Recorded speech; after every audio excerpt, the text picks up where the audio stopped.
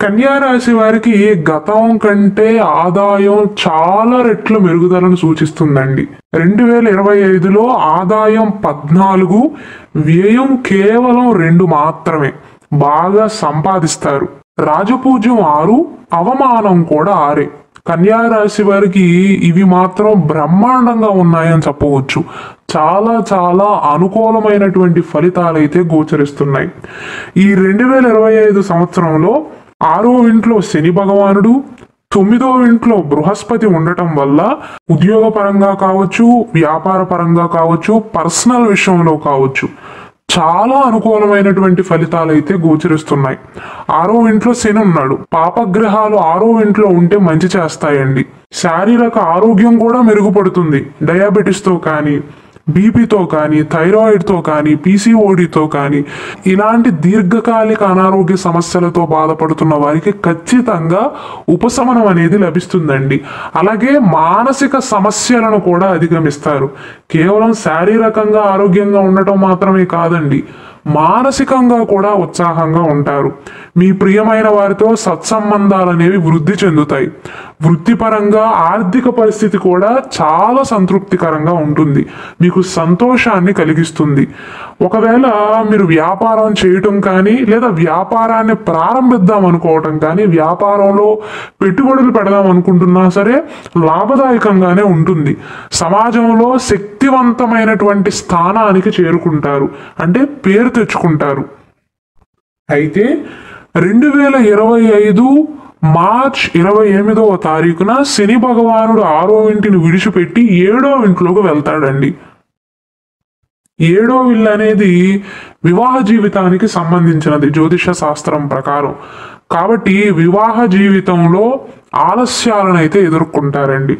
ముఖ్యంగా ఎవరైతే వివాహ ప్రయత్నాలు చేస్తున్నారో, కన్యా రాశిలో జన్మించి ఇంకా వివాహం కాక వివాహ ప్రయత్నాలు చేస్తున్నారో కొన్ని ఆటంకాలను అయితే ఎదుర్కొంటారు. మీకు ఇంకా పెళ్లి కానట్లయితే గట్టిగా మీరు 2025 మార్చ్ 28వ తారీఖు లోపు ఎక్కువగా ప్రయత్నాలు చేయండి. ఆ తర్వాత కొద్దిగా డిలే అనేది ఉంటుందండి. ఎవరైతే జాయింట్ వ్యాపారాలు చేస్తున్నారో వ్యాపార భాగస్వాములతో కొన్ని సమస్యలను ఎదుర్కొనే అవకాశాలు ఉంటాయి. కాబట్టి కన్యా రాశి వారు మే 15వ తారీఖు తర్వాత నుండి లక్ష్మీదేవిని పూజించటం వల్ల మానసిక ప్రశాంతత, సంతోషం అనేది కలుగుతుందండి. ఆదాయపరంగా అయితే మీకు ప్రాబ్లమే లేదండి, ఆదాయం ఉంటుంది. గతం కంటే చాలా బాగా సంపాదించగలుగుతారు. అయితే వివాహ విషయంలోనే ఆలస్యం అనేది ఎదురవుతుంది. పార్ట్నర్షిప్ వ్యాపారాలు చేసే వారికి వారి పార్ట్నర్కి వారికి మధ్య కాన్ఫ్లిక్ట్స్ వచ్చే అవకాశాలు ఉన్నాయి, విభేదాలు వచ్చే అవకాశాలు ఉన్నాయండి. 2025 మార్చి వరకు మీకు చాలా అనుకూలంగా ఉంటుంది. 2025 మార్చి 28వ తారీఖు తర్వాత నుండి 2025 మే 15వ తారీఖు మధ్య కాలంలో అబోవ్ యావరేజ్గా ఉంటుంది.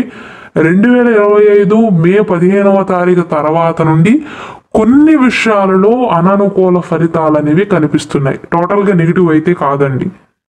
మెయిన్గా శారీరక ఆరోగ్యాలు కాదు, మానసికంగా ఇబ్బంది పడతారు.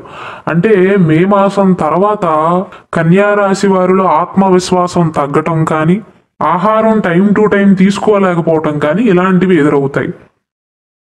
మే మాసం వరకు మాత్రం జీవిత భాగస్వామితో, పిల్లలతో, అత్తమామలతో, తల్లిదండ్రులతో మంచి సంబంధాలను కలిగి ఉంటారు. సంతోషాన్ని అనుభవిస్తారు. మే మాసం వరకు మీరు వెనక్కి తిరిగి చూసుకోవాల్సిన అవసరం లేదండి.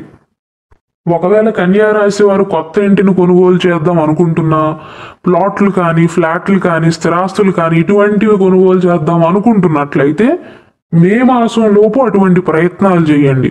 ఆ తర్వాత కొన్ని విషయాల్లో ఆటంకాలు సూచిస్తున్నాయి కాబట్టి మే మాసం లోపు వ్యాపారంలో పెట్టుబడి పెడదామన్నా పెట్టండి, ఏమైనా కొనుగోలు చేద్దామన్నా కొనుగోలు చేయండి. అద్భుతమైనటువంటి సమయంగా చెప్పవచ్చు. ఒకవేళ కన్యా రాశి వారు విదేశాలలో చదువుకుంటున్నా, విదేశాలలో ఉద్యోగ వ్యాపారాలు చేసి స్థిరపడినా మే మాసం లోపు ఇండియా రావటం కానీ, స్వదేశానికి రావటం కానీ, అత్తమామలను కానీ, తల్లిదండ్రులను కానీ కలవటం కానీ, వారితో చక్కగా కాలక్షేపం చేయటం కానీ, మంచి సమయాన్ని గడపటం కానీ జరుగుతుంది.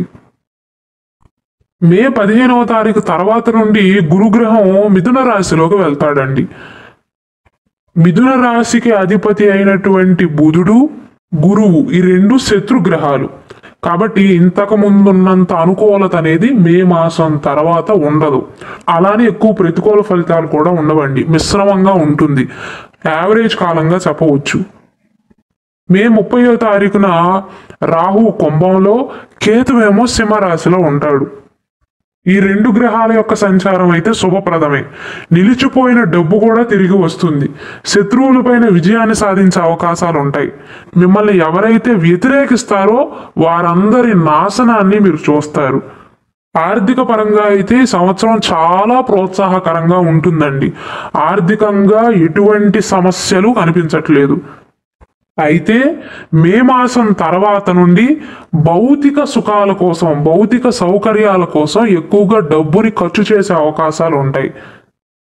డబ్బు సంపాదించడానికైతే అనేక బంగారు అవకాశాలను పొందుతారు.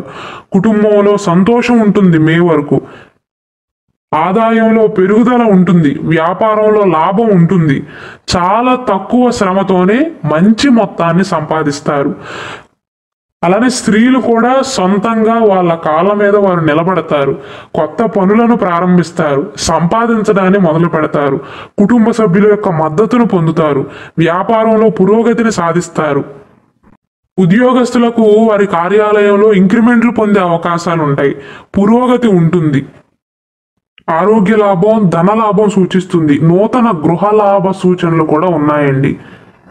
ముఖ్యంగా ఎవరికి అనుకూలంగా ఉంటుందంటే న్యాయవాద వృత్తుల్లో ఎవరైతే పనిచేస్తున్నారో, ప్రభుత్వ రంగంలో ఎవరైతే పనిచేస్తున్నారో వారికి చాలా బాగుంటుంది. ప్రమోషన్లు వచ్చే అవకాశాలు ఉంటాయి.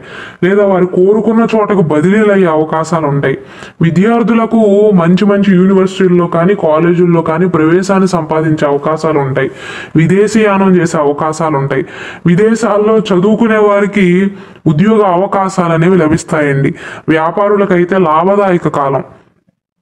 పెళ్లి కాని వారు ఎవరైతే ఉన్నారో వారికి మార్చ్ మాసం లోపు బాగా అనుకూలంగా ఉంటుందండి. సంతానం లేని వారికి సంతాన యోగ సూచనలు ఉన్నాయి మే మాసం లోపు. అయితే తీసుకోవాల్సిన జాగ్రత్తలు ఏమంటే 2025 మే మాసం తర్వాత నుండి 15వ తారీఖు తర్వాత నుండి ఖర్చులు చేయవద్దండి. లగ్జరీ లైఫ్ పైన మీ మనసు మళ్ళీ అవకాశాలు ఉంటాయి. బాగా సంపాదిస్తారు, బాగా కష్టపడతారు, ఎక్కువగా ఖర్చులు కూడా చేసే అవకాశాలు ఉంటాయి. మే మాసం తర్వాత కొద్దిగా ఖర్చులు అనేవి పెరుగుతాయని చెప్పటం కంటే కూడా మీరే ఖర్చు చేస్తారు అని చెప్పవచ్చు. అలానే జీవిత భాగస్వామికి మీకు మధ్య ఈగో క్లాషెస్ వచ్చే అవకాశాలు ఉంటాయి. కాబట్టి ఆ విషయంలో జాగ్రత్తలు తీసుకోండి.